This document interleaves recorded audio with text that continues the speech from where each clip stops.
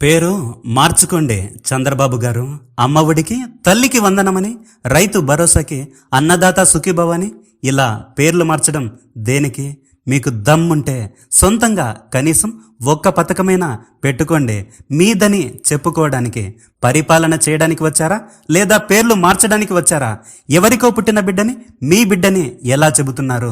ఈ డైలాగ్ చెప్పింది కూడా మీరే సార్. మరి మీరెందుకు జగన్ పెట్టిన పథకాలకు పేర్లని మారుస్తున్నారు?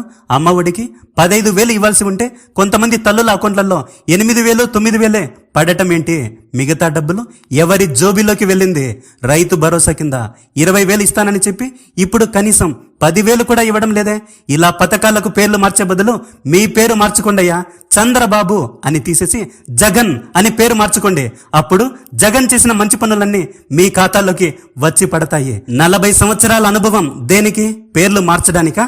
మార్చాల్సింది పేర్లు కాదయ్యా, ప్రజల జీవితాలు. మీరు ఇలానే పేర్లు మారుస్తూ ఉండండి. ఏదో ఒక రోజు ప్రజలు మిమ్మల్ని మార్చేస్తారు ఖచ్చితంగా.